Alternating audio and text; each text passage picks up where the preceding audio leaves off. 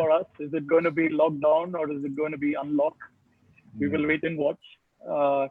At one level, it is sad to see that there is a number spiking in places like Mumbai. So I'm taking this opportunity to remind all of you not to be adventurous and not venture out of your houses unless it is really required. So stay indoors, stay safe. And so on behalf of the Ad Club Bangalore, a big warm welcome to all of you, especially the speakers of today. And today's topic, as you all know, is on the future of advertising workspace. We know we are all being apprehensive and we don't know what the future is like. And it's a great topic. It is unprecedented times, and we are all grappling for answers with regard to many aspects, which is beyond this. And this topic is, again, got a lot of interest from across India. We're glad to know that we have more than 300 plus registrations for this particular webinar. And it typically shows the importance of this topic in these times. So thank you so much for registering and turning up, and a warm welcome from the Ad Club Bangalore to all of you. So like I mentioned, these are tough times and nobody really has concrete answers or solutions. So this is a time where we need to be standing with each other more than ever, share perspectives, most importantly, learn from each other. And as an industry body, we at the Ad Club Bangalore, we have been already conducting a series of webinars, which basically shares best practices during these tough times, which is pertaining to various aspects about advertising, media, communication at large. And today we're going to talk about people and workspaces. So at the end of it, we feel free to write back to us with any feedback, and most importantly, write back to us with what you would like us to cover in the future webinars. And I know there are a lot of non-members here, so I'm taking this opportunity for you to become members of Ad Club. You can do so by going on to our pages of adclubbangalore.net. I repeat, adclubbangalore.net is our website. And do follow us on our social media pages too. And we're streaming this live there too. So in case you've missed out this, the recording of that is going to be on our social media page. So before we start off, some basic ground rules. I request all the participants to mute your mic. And it is a request. You've been muted as you come in, but some of you have unmuted it. So I request all of you to mute your mic, and as well as put your videos off during the initial phases at least, so that avoids any disturbance. It avoids any seamless video relay when the talk is going on. So it's for your own benefit, just mute your mics, please. Just in case if you drop off in between and if there is power outage and stuff like that, we request you to log on to the same Zoom call link again, and you can rejoin the webinar. If you have any trouble logging into Zoom, like I said, we are streaming this live on the Ad Club Facebook page, so you can go there and watch it there. Whatever questions you have, just please type it into the chat window, and we will surely see to make sure that we cover most of them in the stipulated time.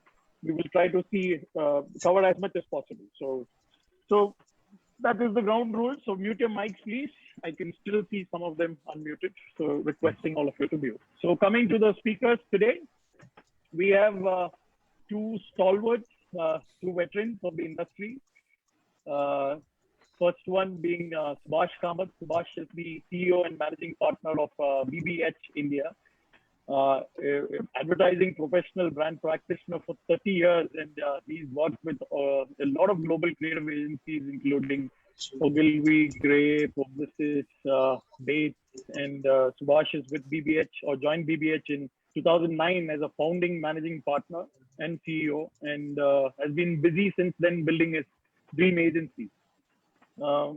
Very passionate about brand building. Subhash has always focused on leadership, motivation of people, creating what he calls powerful creative cultures, which is what I'm going to probe a lot on, saying that, okay, how do you build powerful creative cultures when people are sitting remotely and virtually? And out of his many passions, he has a special love for music. And for people who didn't know, that he's a lead singer and rhythm guitarist in a retro band, which has played more than 22 shows in multiple cities. So Thanks, Subhash, for being here. Pleasure. Thank you Pleasure. so much. Yeah. And the next speaker we have is Tarun Rai. Tarun is the chairman and group CEO of Wunderman Thompson, South Asia. Again, humongous wealth of experience, 25 years. Tarun returned to the group after a 7-year stint at Worldwide Media, which is a BBC and Times Group joint venture. And what a growth they've had during his stint there. From being a 4 magazine entity in 2008, he built it into a 15 consumer and 6 B2B magazines media group. So great stuff happening there. And yeah, he loves, he's passionate about, he believes building diversity in capabilities and offerings combined with the digital first approach is key to key to meet client goals today. And inspiring growth through creative thinking and nurturing a culture of innovation are a focus area. So we really want to know how you are nurturing the culture of innovation when your people are sitting virtually. And Tarun is an alumnus of London School of Economics and is very passionate about squash, golf, and Indian contemporary art. So welcome, Tarun. I'm glad you are here. Happy to be here. Happy to be here, like. Yeah. So thank you so much for taking time out, both of you, and a very warm welcome to both of you on behalf of Ad Club Bangalore. So straight up, let's get into the first question. And again, I'm taking off from the conversation which we had briefly earlier. There is a sea of change happening in our universe, especially and not just the advertising universe, but also otherwise. Suddenly the norm of the day seems to be online meetings, work from home, remote brainstorming and whatnot. So not able to figure out where this is all going. So what, according to you, what do you believe the new agency construct is going to be post-COVID? Do you think the new work from home model is going to continue, or do you think it is going to move into a very blended kind of a model of work from home for some days and maybe some days on-site presence? How are we going to manage these multiple functions in terms of efficiently managing them? So some opening remarks from both of you all before we get deeper into the topic. So Subhash, you want to go first? Yeah, sure. I believe, look, like you rightly pointed out, this situation is something which no amount of past experience can help you on the situation. To that extent, everybody's learning about it together, right? On what to do. On working from home, I must admit, I started off about a month back when we started working from home with a lot of skepticism, worry, but I think over the last 1 month, I have kind of seen and gotten the hang of it. Not just myself, but I've seen the team work brilliantly, even though we are all geographically restricted in each home. I've found that there is a lot that can still be achieved, which got me to think that maybe it's not such a bad thing at all. It's just different from what we've been used to. But look at our business. Look at the work that an advertising agency does. Right. At the end of the day, if you bring it down to the bare fundamentals, it's about a bunch of people coming together to address a problem through creativity. At a fundamental level, that's what every agency does. Right. Nobody does things on their own. It is always in a combination of teams, right, that come together, put their heads together, whether it's strategic, whether it's creative, whether it's execution. It's a team that comes together to work at solving something and executing an output that the client pays us for, right? Yeah. By working from home, I have seen in the last 4 weeks, the same energy and spirit of people coming together happening, right? We've done 4 pitches in the last 3 weeks online, which went off without a hitch, okay? Thank God that we are born in an era where this technology has made this possible, that we can look at each other, talk to each other, almost like we're in the same room. Sure, there are glitches in Wi-Fi, sometimes connectivity and so on and so forth. Our clients are also working from home. They also understand the situation. It's not any different for them, right? So I think we've kind of gotten used to it. I found some amazing creativity happen in the last 3 weeks. I've seen teams come together across geographies. Some two people are stuck in Delhi. One person had gone down south, is there, but is very much part of the team thinking. Solutions are good. Uh, the only thing that we've not been able to do until the lockdown lifts is maybe execute some of those films and ideas, because production, etc., is at a halt. But there's a lot of campaigns on social media, etc., for a client that's still going on, right?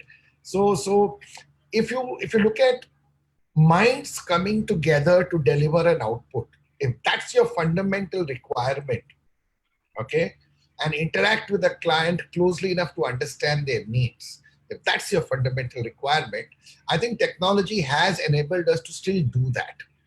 Now, it can be frustrating because nothing in reality ever replaces a face-to-face interaction with somebody. But I think there is a lot of pluses, and I think working from home, this forced situation that I've seen in the last few weeks, I think there's a great opportunity in it that we can learn from. So those would be my big remarks. What that future structure will be is perhaps something that we can debate and discuss and arrive at, because different organizations will have different solutions. Tarun? Yeah. Your opening remarks on what the situation is at. So yes, what we were also discussing, that it's not just the coronavirus that is novel. The kind of circumstances that we find ourselves are very novel too. So there are really no precedents to what we are going through right now. Like Subhash said, we have actually been working from home for the past 2 months. I personally, at an individual level, I am very used to having a situation where people reporting into me have been working from home. I've got a leadership team of over 20 people. Only some 3 or 4 of them are in the office in Mumbai. All the others are spread across various locations, including in Bangalore. In fact, 3 of them, including our chief creative officer, sits in Bangalore. We have in Sri Lanka, Nepal, Delhi, Hyderabad, everywhere. So I am very used to not having people face to face, and having people either on the phone or on one of these Microsoft Teams or Blue Jeans, as it was earlier also. So I personally am very used to. The difference this time have been a few. The one big difference is that this is not a few people deciding to work from home over the course of a month. It is an entire organization which almost overnight, for us it was almost overnight. We decided on 15th of March that by 16th we should start working from home. So this was even before the lockdown was announced. We had taken a global decision that everyone should be working from home. And within 2 days, we had 90% of our people, which is more than 1,000 people all over India and Sri Lanka and Nepal, more than 1,000 people almost overnight working from home.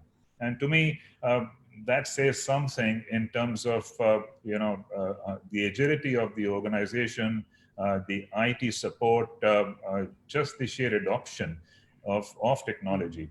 And the second thing is that it's not just for a week. We have been working from home for the past 2 months now. And the other very critical difference is that this is working from home while there is a lockdown. And that we don't realize it, but that creates a very, very difficult and different environment, because not only you are working from home and doing the work that you would do at the office, but depending on what your situation is at home, where there is no help coming in, where you have to go and figure out where you're going to get the groceries and the vegetables, you might be using your mop in the house and helping your entire family.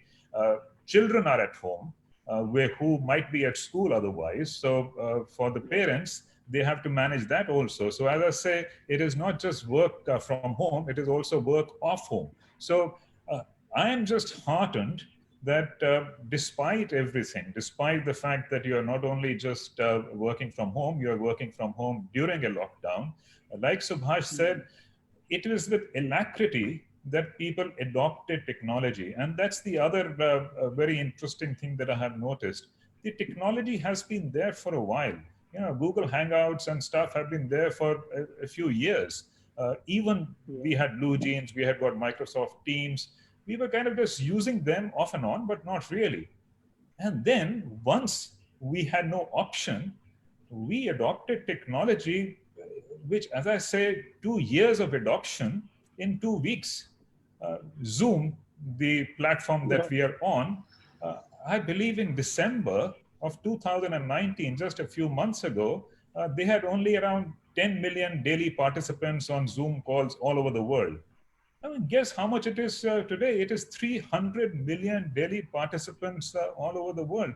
I mean, and to me, that is one of the most incredible things, and which is why I have said somewhere that we seem to have taken to work from home like a duck to water, as if we have been doing it for ages. And that's a remarkable thing about people. Something is given to them, but they don't use it. But when they have to, I mean, they adopt it fantastically well. I mean, in the morning, as again, what we were discussing earlier, in the morning, I was going through a pitch presentation. Again, pitches are going on. That's the bane of our lives. A pitch presentation, which, believe me, I mean, had I not known that I'm not physically in the office, I would not have guessed, because in terms of the finish and the finesse and the seamlessness of, maybe 15 people on the call, including, as I said, a couple of them from Bangalore. I mean, it was a seamless operation, and tomorrow we are presenting it to the client, and I think it is fantastic. Which is what, and we will discuss it. And I have mentioned it earlier, therefore I'm saying it now. I don't think we should waste a crisis. A lot is going to change in the post-COVID world. Whether it is supply chains and indigenization, or de-risking the supply chains and not parking too much of your supply into China, to geopolitics, to maybe a reversal of globalization. I mean, a lot is going to change. E-commerce, the resurgence of the local grocers. I mean, everything is going to change.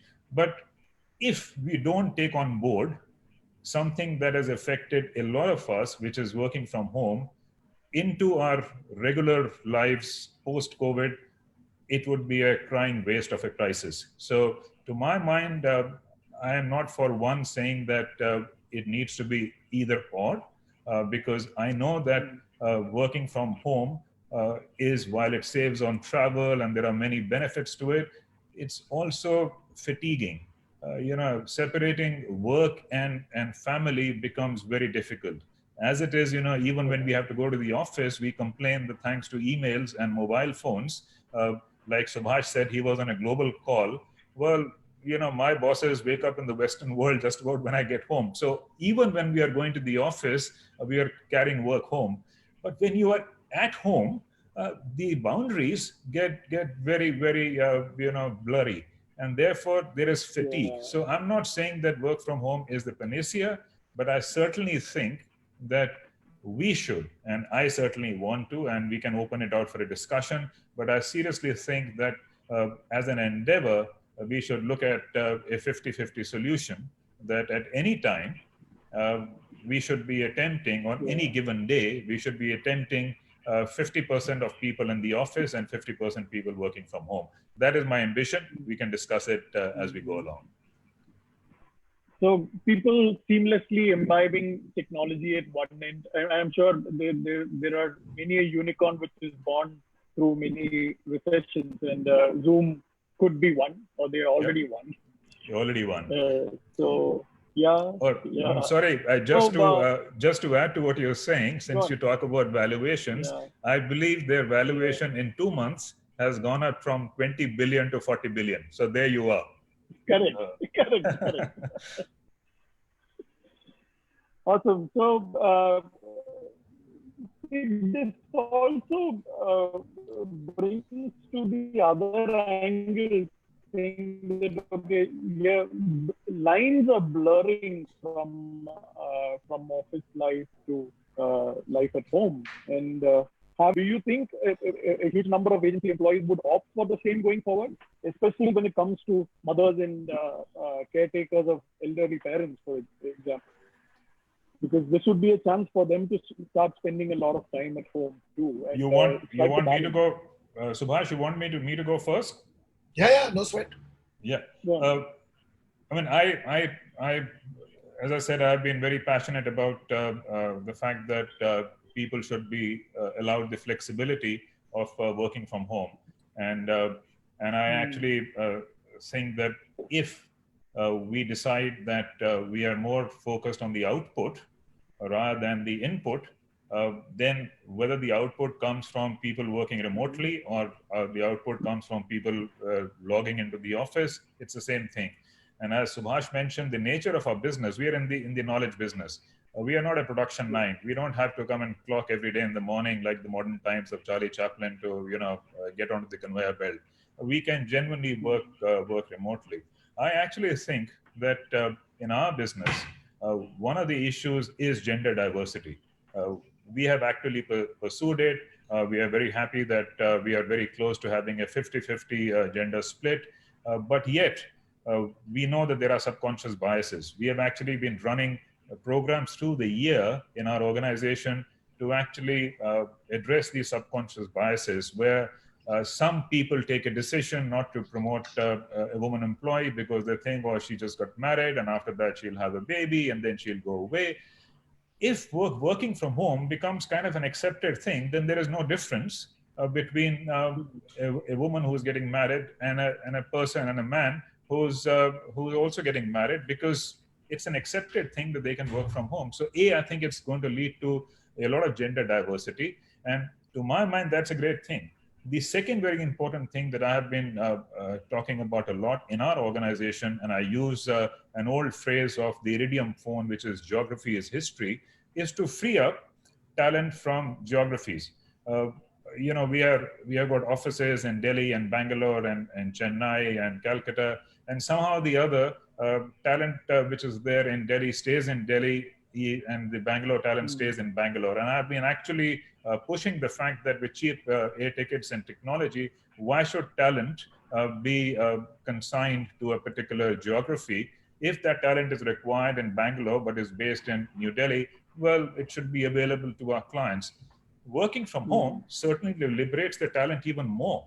And to me, if the clients are also accepting working from home, then they don't want to necessarily have that talent across their table every other day. If the talent is available in Delhi and the client is in Bangalore, fine, you can manage it, because both the clients and us are now used to working from home. So I certainly think that there are huge advantages.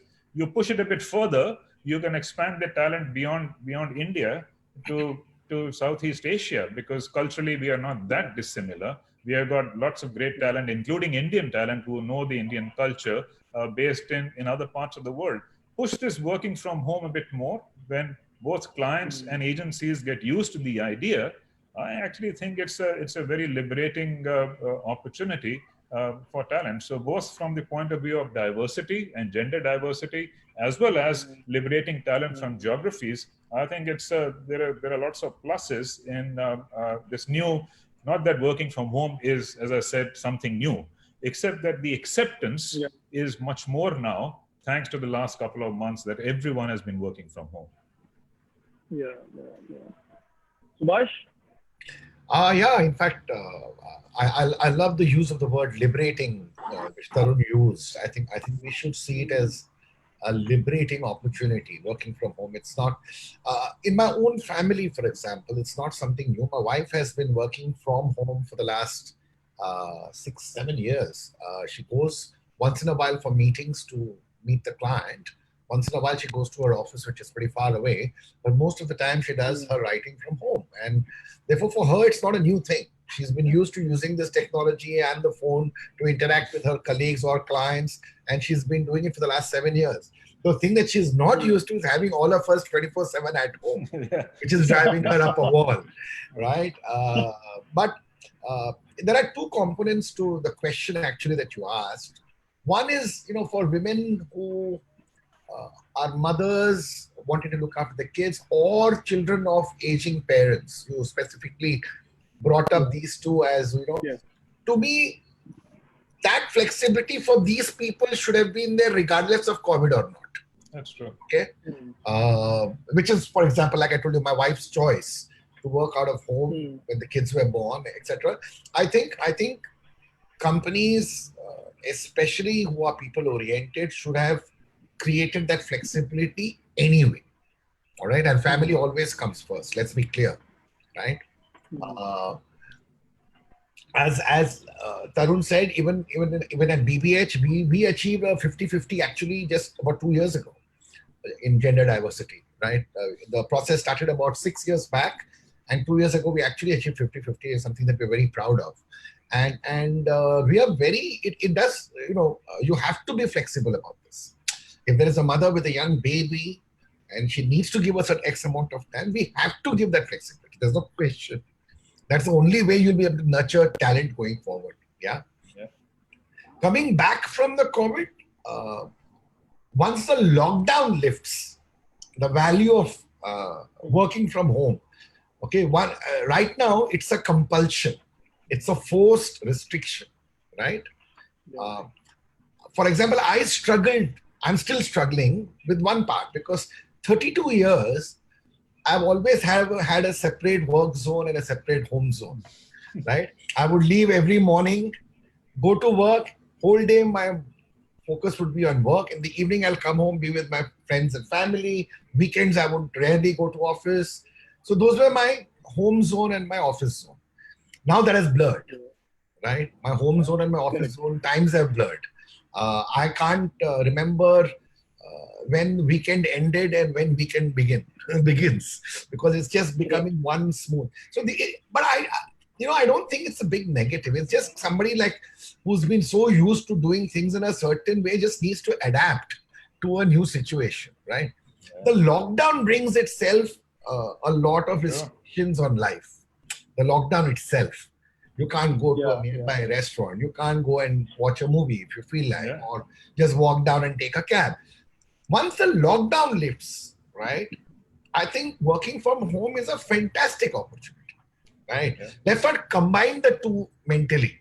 Lockdown and working from home is a much bigger concept, and I'll share some thoughts that I've been having about this. As Tarun rightly said, going forward, it will be a hybrid model of people working some time in office and some time out of home. Now, whether that is a 50-50 or a 70-30 to begin with, or et cetera, that nobody can put a number to it. You can only evolve, right, as you go along. Client by client, office by office, organization by organization, these things will evolve. But there are great benefits to it, and I'll explain what I mean. The traditional structures of hierarchy that organizations have always been used to, and especially in advertising, right? If you want to be present in a Delhi market, you have to open up an office. That means an office will have to have a head, a creative head, a strategy head, a servicing head, and there'll be, we are all used to the structures where we had linear reporting structures, isn't it? That's the way businesses have traditionally grown, right? But again, as Tarun pointed out, I think there's a very interesting thing. There's a difference between team building and coalitions. And the difference is this. Coalitions are more short-term. You bring the skill sets from wherever they are in your organization to tackle a certain problem that forms a coalition, right? You will find that in pitches, agencies are very good at coalition forming. But the moment the pitch is over, we go back to our traditional structure. No, but if I'm reporting to him, how do I report to him? All those things are going to get questioned now, okay? If I have a great talent sitting in Delhi and another great talent sitting in Bangalore, there's no reason why I can't bring that talent to make a difference to a client in Mumbai. We just have to open our minds. You get what I'm saying? We have to look for more, we have to break hierarchies. We have to create flatter structures. We have to create coalition teams rather than the traditional hierarchical teams. I won't name the person, but a very senior vice president in the business, was talking to me over a drink, and he was actually saying that, he feels good that he has a team of 25 people reporting to him. And I asked him, why? Why do you feel good that you have 25 people? Because the other guy had only 18 people, and he felt his was a bigger group. And I said, you honestly are still motivated by these things, that, the number of people in your group makes a difference to your stature, right? I said, you should be part of an organization where you are accessing colleagues and talent from different parts of the world and creating a superior solution for your clients here. And it's not new, there are, a close friend of mine runs a digital company out of Bombay, 2,000 people, and 99% of their clients are based in the US. Take Sapient, which is part of the Publicist. I've got thousands of people in Delhi, in the export zone, working almost exclusively on international clients. We have to, geography is history. To re-quote Tarun, geography is history. We are born in an era where technology has enabled us to work very differently. But there are two things we have to get used to. One is a change in mindset. Okay? There has to be a change in mindset. And second, you have to embrace this thing, You'll have to work at different times of the day. If you're going to work with somebody in the US, then, you have to manage the time zones, right? The second thing is you need to build in processes that are different from the traditional work processes that we used to follow. So that the coming together of minds, the creating of it, and delivering the output to the client goes unblemished, goes smoothly, as efficiently as ever. At the end of the day, what do clients want from you? Clients want people they can trust and solutions that will help build their business. As long as you can deliver this, actually clients are not that bothered where your talent sits. You need to deliver this on, true. So typically what you're saying, that the definition of the word team itself is challenged now, right? With everybody working virtual, and it is going to change. It is going to change. So have you all implemented, or have you all started looking at some changes with regard to team structures, reporting structures? Thereby, we make sure that we ensure efficiency and productivity. Has it kicked in already, or do you all have a? We have already implemented. We implemented some of them already, because that's the way the structure. And today we work very seamlessly between, say, Mumbai and Delhi, or Mumbai and Singapore, Mumbai and LA. We worked on different. But ours is a micro network. We are not as large as, say, what Tarun would be experiencing in terms of team structures, etc. So for us, it's much easier to maintain that flexibility, But I would love to hear from Tarun how he would see it from a larger group structure. And I think, and I agree with Subhash.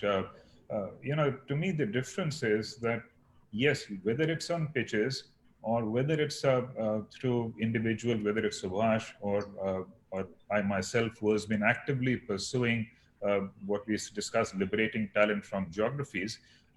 But the difference now is that the opportunity is to actually institutionalize working from home for a large organization.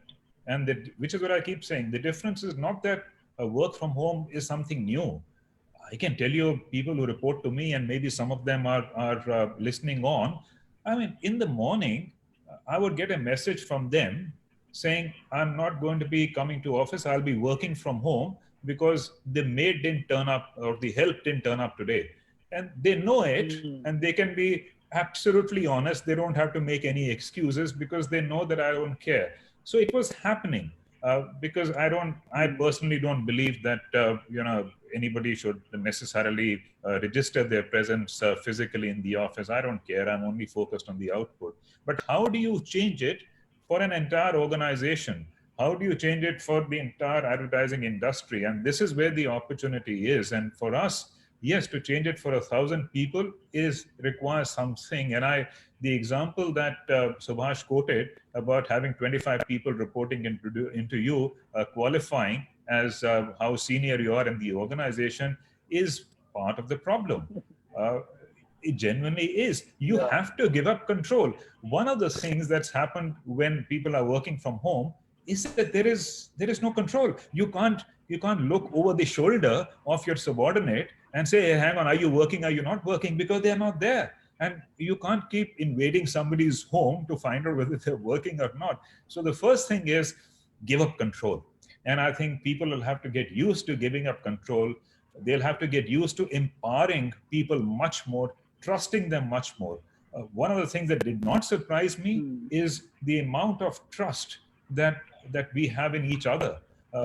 We are not thinking that somebody is at home shirking work. People are actually going out of the way. And some of the stuff that I shared with you is not just that we are producing work despite all the issues regarding the lockdown. We are still producing work, including shooting television commercials from some of our clients, finding out a DOP and a producer director in a particular building in Bombay using as cast the people from his building and shooting a commercial. So we are resourceful. And not just that, people have tried to contribute to producing work to help spread the message, whether it's domestic violence, or it's about washing hands, or it's about positivity in a city, both Calcutta and Mumbai. And some of the videos that I had passed on to you includes one, something called The Hidden Truths. And it's got such a fabulous response that it's been, shown all over not just the Wunderman Thompson world, but also the WPP world. So to me, adding on to what Subhash said, we have to give up control. We have to get away from these hierarchical structures. It's funny that when I had left advertising and I had gone to media, is the time that I saw the iconic advertising series called Mad Men. And besides the fact that I was watching it with my wife and I had to answer a lot of questions about, was that your life in advertising? Besides that, what I found extremely curious was that Madison Avenue of the late 60s had not changed in one aspect in the 5 decades since, where everything else had changed, and that was structures. Agency structures were still hierarchical. And I think today, we need to have much flatter structures. Secondly, we have to get used to having structures which are matrix. There are domain experts, there are client and business leads.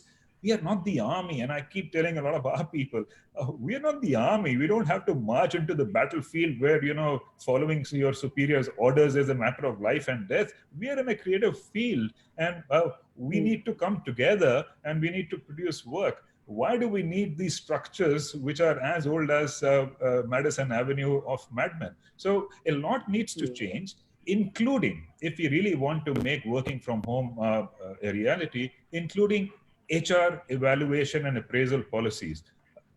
How are you going to measure somebody who you don't see for weeks on end? So we need to have enough evaluation parameters which are again based on output rather than input. Even till today, whether it's clients, we are still filling up timesheets. We are still saying, oh, so many hours, all input based. When we work with consultants, it's again input based. How many days in a week are you going to come to office? So again, I'm saying a lot of things have to change. And if you really want to make work from home and learnings from the particular crisis and institutionalize it, then it has to be done in an organized way. And it starts with letting people do their own stuff. Give up control. We want control all the time. First is give up control, empower people, change your HR policies, change your appraisal policies, and then things will start getting institutionalized. Yeah. So the big bossy behavior will have to change of people having 25 people reporting into them and all that. Absolutely. And also you must understand, one more just a point I can add is that currently the agency's compensation structure with clients is based on input. Right? Your fee is calculated on how many hours you're going to put, and then you add a number for overheads and profits and blah, blah, blah. It is going to move to an output-based remuneration. Yeah. Which means that the client is you sense a change in the remuneration model also? It will. It is bound to happen. Now, whether it happens immediately in India, or it takes time, or people still, develop it. But at the end of the day, the client is going to be looking at his business and saying, can you deliver XYZ for me? I'll pay you so much amount, which you negotiate and then you agree upon. Then Subhash, the good old commission system was actually an output based model. Yeah. The good old days. Yeah. Here the thing is then whether I use 10 people or 5 people to crack that solution, client is not bothered. He says, I want this solution. Give me this solution. Let's agree on a amount. So that is output based. It will impact our business in many ways than one. From that perspective, we also have to therefore be far more flexible when it comes to our structures, as we both have been talking. And then work from home is going to play a very important role. Yeah. Does that make sense? So tell me the same thing. Yes, absolute sense. I'm also seeing that at one level, there are these clients who are very traditional minded. And whenever you have asked for a telecon meeting or a webcon meeting, they've always said, no, come over. We want to have a face-to-face meeting, right? And how are they going to react to this virtual agency concept? Because this is going to be the new normal. You guys have finished something. Pardon? I think, look, traditional clients and there are traditional agency people also. Right? It's a mindset. That's what I'm saying. And today, that same traditional client is also working from home, and therefore has understood and seen the benefits of it. Right? Like I said, I mean, we work with a lot of cross section of clients, and they have also understood. Okay, everybody's in the same. They don't have a choice. The problem is they don't have a choice but to change it. Yeah, COVID is actually a great equalizer. Everybody's in the same boat, right? Yeah. And now we have to make it work, and that's what we're all trying to do. I don't think. The point that you raised is an interesting one. Whether post-COVID, right now, because everyone is forced in a lockdown situation, even clients are very understanding about virtual meetings. I do hope that they don't slip back into their good old ways of having agency, creative, and servicing people waiting in their waiting rooms for a long time.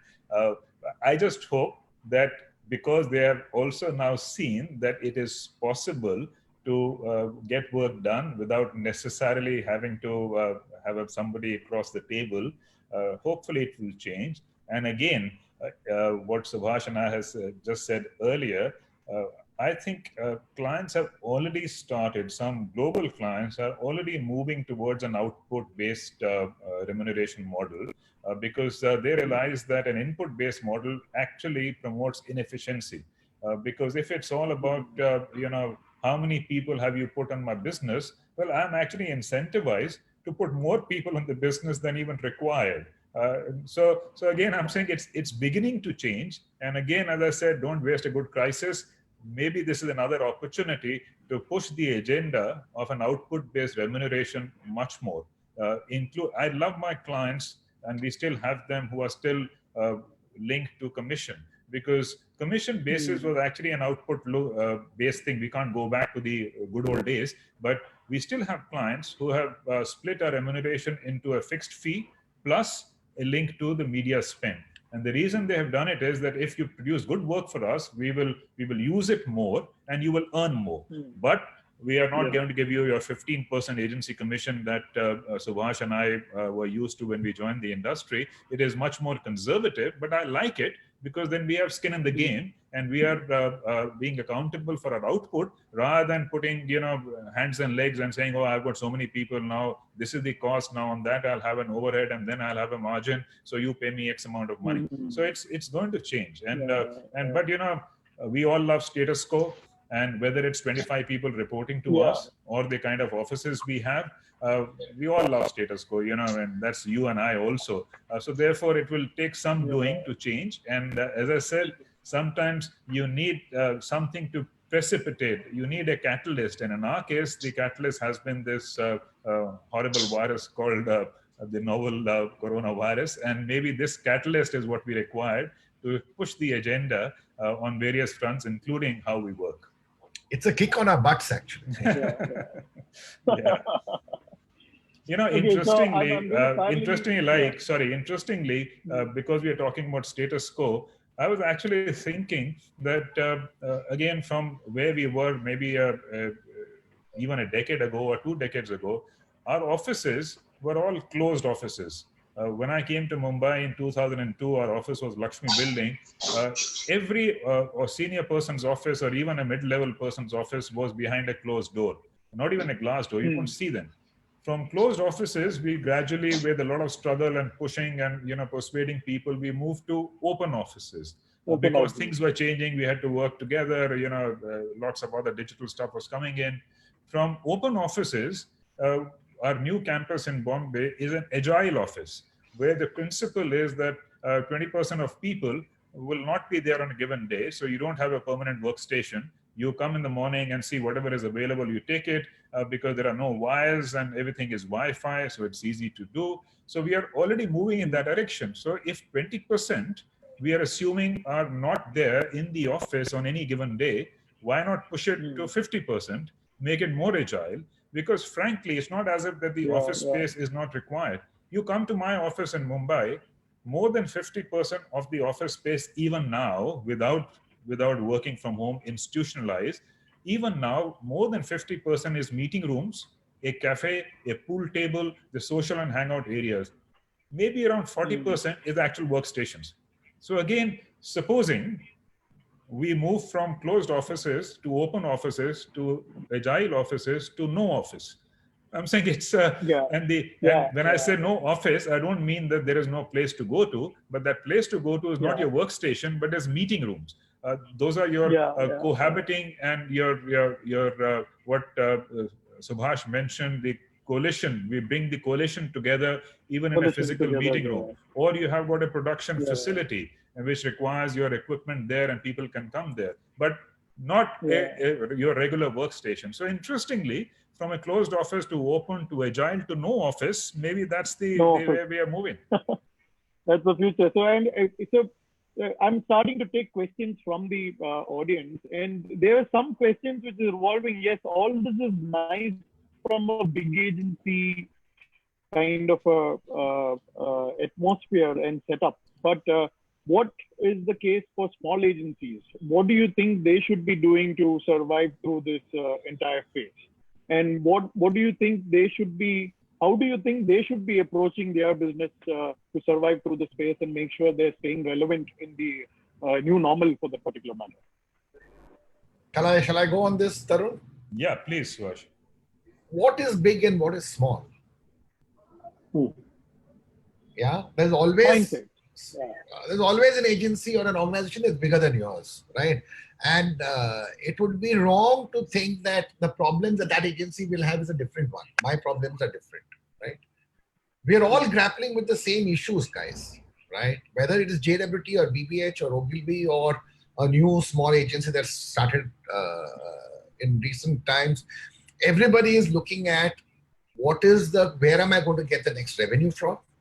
Or from my original plan that I had in the beginning of the year, what has this done to my revenue this year?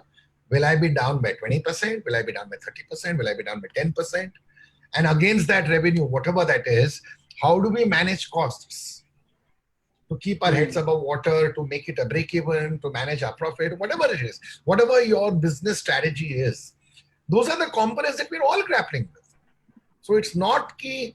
These solutions are great for the big agencies and we small agencies are suffering more. No, we're all suffering, right? A father who has got 10 children has got a bigger responsibility too, to look after those 10 children than a father who's got one child, no?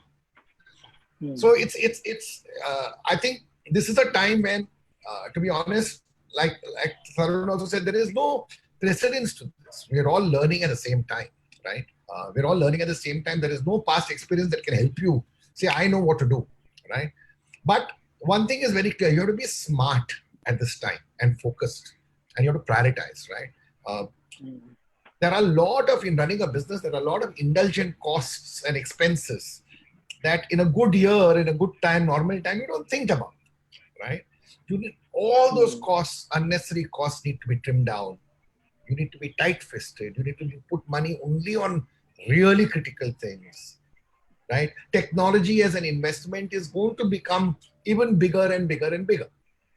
As we increase, like, what we've been talking about, when we have more work from home, more flexible structures and talent sitting without geography restrictions, you will have to invest in better technology for all of that to come together. So that will be a critical expense, right? But travel, entertainment, this, that, there are so many heads of expenses. All of that goes out of the window. Unnecessary hiring. If you are able to create better productivity through a more efficient structure, unnecessary hiring. Telling that guy who thinks 25 people makes him a bigger guy, sorry, no. You have to learn how to work with 4 people from today. Because 7 other people will be in different cities, you have to work with them. Have you seen productivity go up during this time? I believe productivity go up during this phase? Yes. Because I think because of this work from home, meetings are timely planned. It's more efficient. People come in ready with the stuff to discuss in that time period, whether it's an internal thing or with the client. Everybody is conscious of the time. Everybody knows how it needs to be done, and the gray areas are kind of evaporating. So everybody knows exactly what tomorrow morning, 11 o'clock is a call with the client. I have to have this ready. Boom, it's there. Internal review. All the people are dialing in at the same time, discussing it.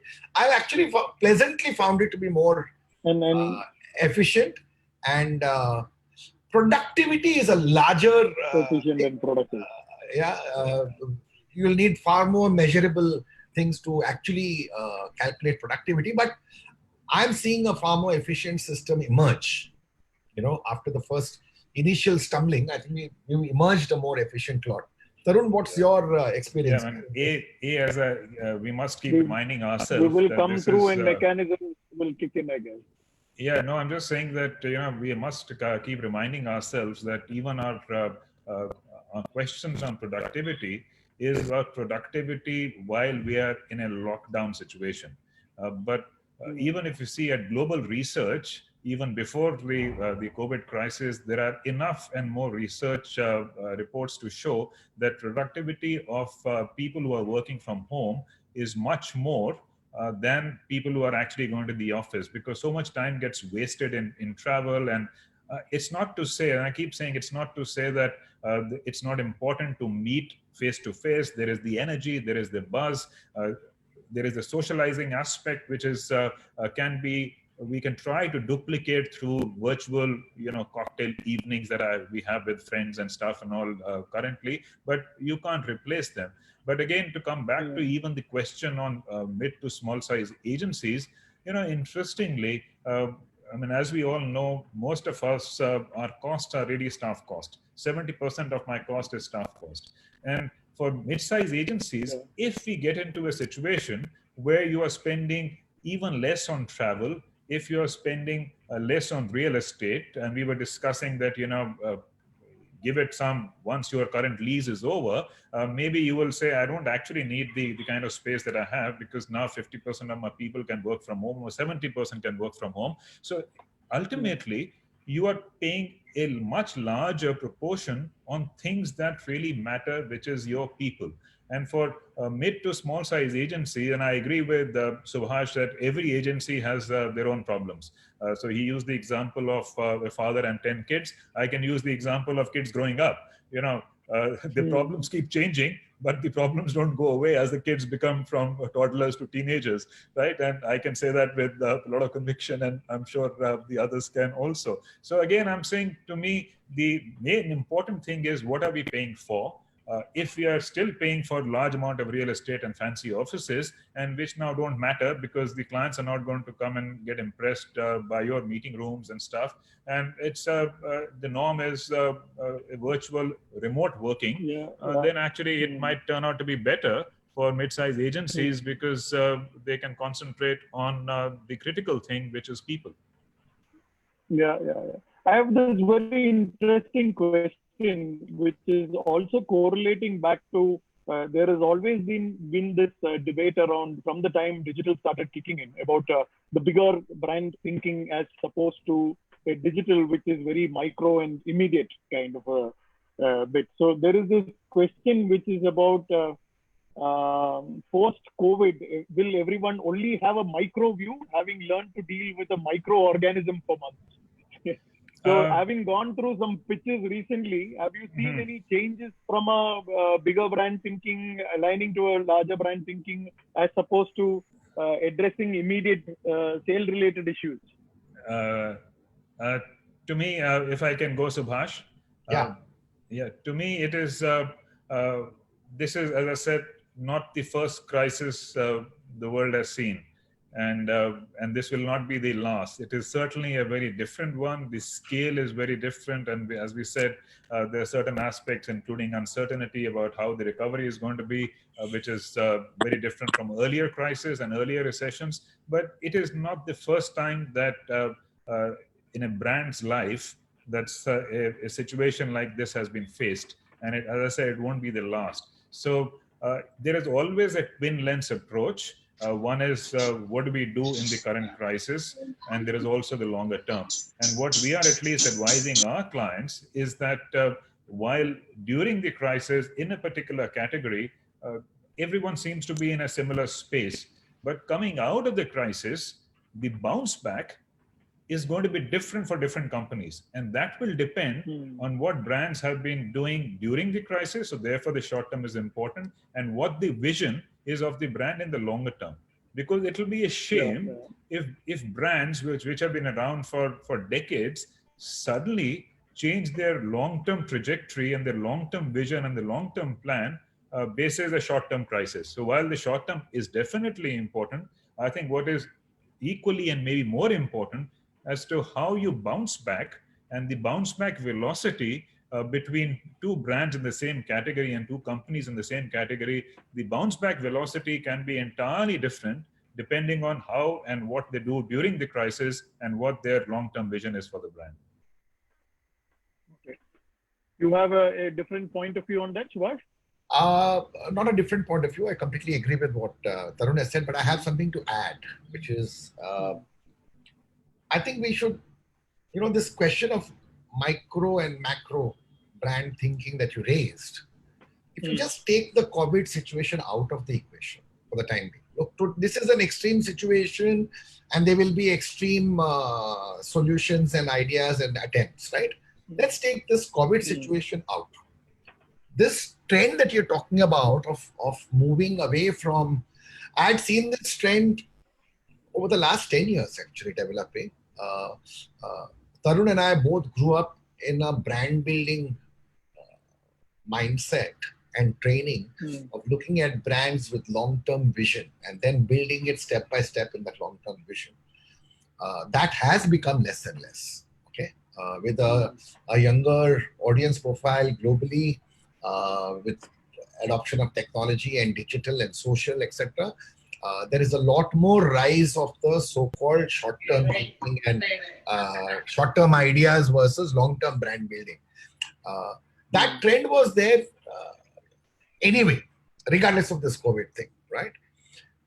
As Tarun pointed out, I think the COVID situation currently is compelling both clients and their agencies to behave in a certain way because of obviously the short-term problem and challenges they're facing, right? But if you look at a longer-term perspective, I think it was a quote from Windy Banga, if I'm not mistaken, who said that long-term is only a series of short-terms, right? And there's a lot of value in that statement, which is have a long-term ambition for your brand, but have short-term milestones to achieve that ambition. So don't only be so focused on the long-term that you're not doing the right things to create the next step. Right? But don't be so myopic that you're only seeing the next milestone without having a long-term ambition. It's a combination of both that you need, right? And I think it is the responsibility of the senior people in agencies to drive that custodianship so that the longer-term vision or an ambition of a brand is not forgotten, even as you're coming up with shorter-term solutions. So short-term goals can keep changing. You can tweak that, but still keep the long term in mind. You have to know. Okay, so I'm going to So I'm coming to some last questions because we have already crossed 5 o'clock and we've crossed the 1 hour. This one. So at one level, there is this aspect about creativity thriving in a social environment, and we're used to meeting. And now, how would the creativity thrive when everybody is secluded in their own respective homes? That is one aspect. Second aspect is also this aspect about how do you motivate a set of people who you are not even meeting, correct? You could give a pep talk to somebody.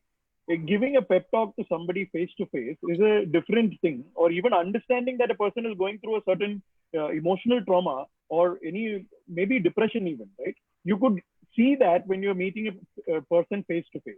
Now here, you're not meeting somebody face to face. Your team is completely remote. So there is challenge about how will creativity thrive at one level, and how do you keep your people motivated?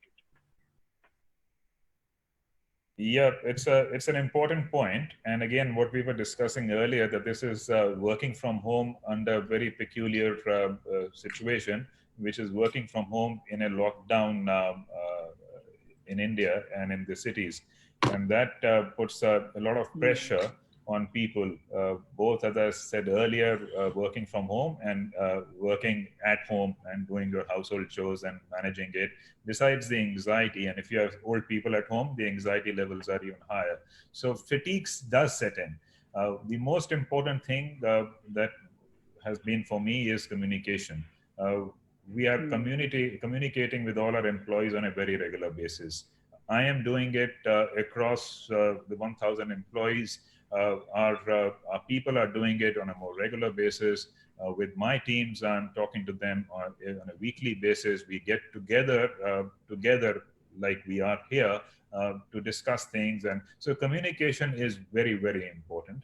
The other thing is even spreading positivity. And I was very amazed, and Subhash will laugh because he'll wonder why it took so long. But I have been, since I returned to JWT, which is now Wunderman Thompson, I have been talking about starting our own band. When I left advertising and I was heading Mumbai office, we had a band called Rubber Souls, and one of Subhash's band members was actually also somebody, Prabs, who was an inspiration for our band because he's ex-JWT, so we had roped him in. And since I came, I have been talking about, why don't we have our own band? We should have a band. And imagine, I was having this conversation during a lockdown with somebody in our Delhi office who's a drummer, and his son is a bass guitarist and plays in a band. I said, you know what, man, I wish we had a band at this time. We would have a performance, because you keep seeing in Austria, there is the Philharmonic who is, from balconies, they're producing music together. And he said, Tarun, that's a good thought. And before I knew it, over the long Easter weekend, I just connected him to a couple of people that I knew. And we had a band between Delhi, Calcutta, Bangalore, and Mumbai. And they produced a beautiful song, wrote the lyrics. And we actually, and that was to motivate our own people.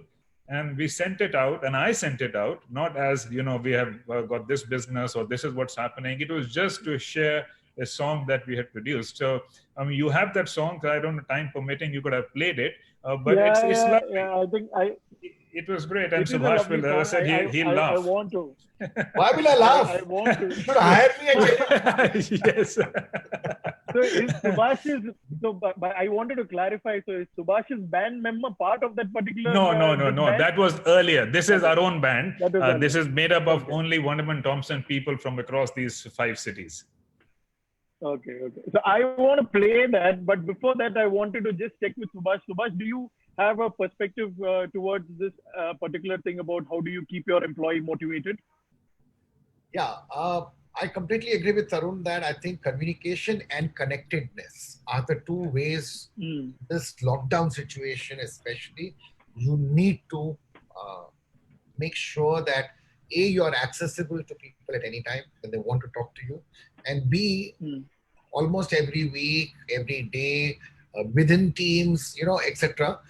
In the last 3 weeks, we've had 2 online company meetings where everybody has dialed in, and we went as that. But those are still more formal company meetings, right?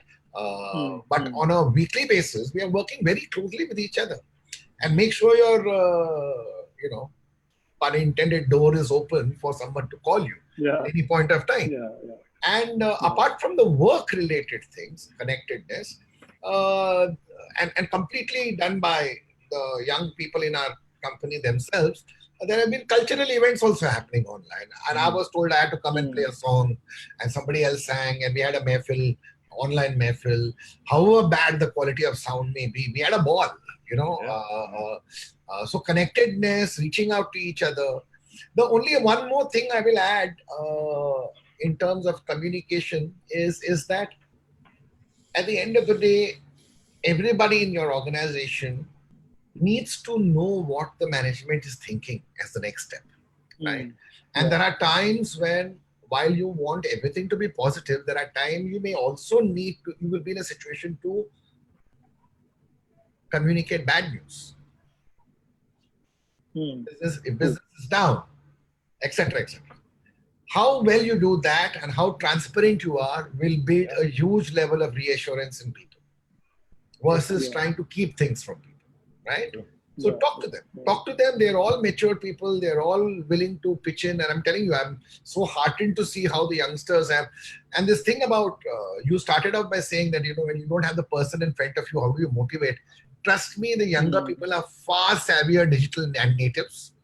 They know how to motivate each other online through various forums, WhatsApp, and we all have to adapt. It's connected. They're much more used to. They're much more used to us than how we. It's connectedness. That's the word. Connectedness. Okay, and communication. As long as you can be connected and you communicate transparently and well, people will be motivated. Awesome. I will take this liberty to actually play the video now that we've taken on. So, Swapnil, can you put that video on? And I want to come back to one more very interesting question after this, before we sign off. Okay. And which is a very interesting question. So I will come back to that question. But before that, let us watch this video, which I thought was very interesting. It's a long one, so you can put it off when you want. Yeah, it's we'll called the lockdown song. We'll just put it for maybe only for a while, and then take it off.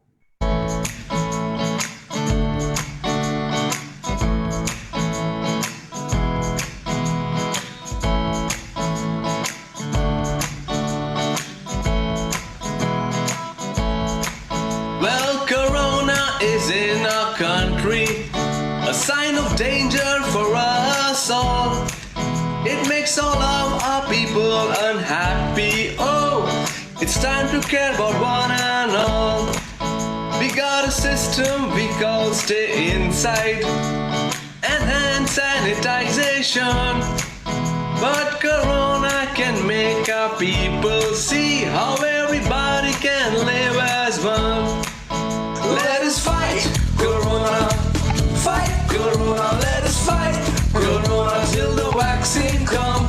Let us fight Corona, fight and work from home.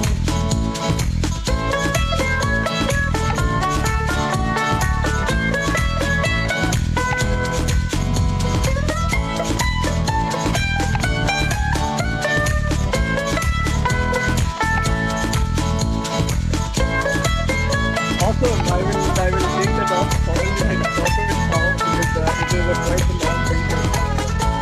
Probably it is stopped now. So it's a brilliant video. I really enjoyed watching it, and I think you guys should watch it. It's there on YouTube, and brilliant collaboration across people sitting in multiple places. I was pushing my team to actually get something like this done. And that is when you send me this particular thing, and I was so delighted to see that. So let's see. So I'm coming to the last question before we sign off. I thought it was very important, and that's why I wanted to ask this. So this question is from Pawan, where he says social distancing, avoiding gatherings, meeting, and all this is going to be a way of life. And but our industry really revolves around consumers, consumer insights, and so many aspects like that. And we are landing up meeting on a virtual call like this, and consumers are not necessarily having the same behavior. probably. We don't know behaviors are going to change or not. There are a lot of theories which is doing the rounds, and there are a lot of assumptions, predictions which is also doing the rounds. Now, from an inciting perspective, what do you think the norm of the day is going to be? Is anything going to change? The need for consumer insights, consumer observations are still going to be very relevant for brands, right? So, from a future perspective, what do you think? How is that going to pan out? Shall I go, or Tarun, you want to take this? Okay. Well, I could take it. To me, it's consumer insights become even more important. How are consumers going to change? How radically are they going to change? We keep this new word bandied about as the new normal. Is there going to be a new normal, or are consumers going to revert back to their old habits as soon as the vaccine is found? I think this is where agencies, people like Subhash and I, the companies that we represent, research forms a huge part of it. And even as we speak, even during the COVID crisis, we are already doing our researches, except that they are now online researches, as to what is happening. Is e-commerce is actually getting a leg up? How do the way the grocers have now suddenly become, your frontline deliverers of your daily necessities? People have rediscovered the grocer. How innovative some companies are, where they have cut the middlemen, and now farms are now providing vegetables and other stuff to homes directly. So a lot is changing. And I think in terms of consumer insights, and that's the business that we are in, if we are doing a good job, then we are actually, as soon as the crisis is over, and even during the crisis, we are coming to grips with how consumers are changing. And I think that is going to continue, whether it's social distancing or no social distancing. It is going to continue, and that's the job, and that's a business we are in. But the way insights are gathered is changing, right? Yes, of course. Digital is the norm, and how we look at people, how we look at consumers. Yeah, one of our group companies is Kantar, and I was talking to the head of Kantar, and she told me that yes, our feet on street people who get questionnaires filled up, that's obviously something that can't be done. But a lot of research is happening online, and as I said, we'll just have to find a way. We'll have to find a way to still do research, still figure out as to how the consumers are changing and how the habits are changing, and whether they are going to revert back to normal or they will stay with the new normal. Yeah, would the past research data stay still relevant? Some parts of it will. Some parts certainly will. The motivations of people certainly will. Their behaviors might change, but I think motivations largely would be the same. And there would be some changes in terms of how they view health and hygiene, because that's the obvious one. But I think the basic motivations will be the same. But behavior certainly is something that will change, and that is what we need to investigate. Yeah. Subhash, your final word? Yeah, I think first of all, this lockdown and social distancing is a short-term situation, right? It's not the permanent thing. It's not that you'll never be able to access people afterwards, right? In the short term, we will have to use different methodologies, and until this danger is behind us, we obviously have to take precautions and stuff like that. As Tarun pointed out, there is a huge wealth of data to be mined from using digital itself, right? In many cases, adoption of digital has actually now spiked, gone multifold compared to what it was pre-COVID, right? And therefore, where the consumers are, how they are consuming, how they are behaving, what are they searching for, how they are looking at entertainment, content, all of that is a wealth of data that we can mine to get better understanding of the consumer. So what does not change is the need to understand your consumer better. Does not change in our business. That's the only reason we are there, okay? To talk to the consumer and get a better understanding of the consumer. And that's why the client pays us for, right? The methodologies are different. I see a stronger digitization of the research process also. Even after this whole COVID thing is gone past us, Research itself will become far more digitized, more easier to operate, easier to access in remote areas where research was traditionally far more manual. It will start to adopt technology, and also that business will, grow. But as Tarun pointed out, there is a wealth of data out there. I see agencies globally starting to invest more in analytics than perhaps they have in the past, because you will be dependent on that. Yeah. Awesome. So we love breaking rules. Before I pass on to Arvind to do the closing remarks, there is one request which is out there, which I'm going beyond my stipulated time, and it says, can Subhash sing 2 lines for us, whatever suits him? Oh God! From home manner. Oh my God!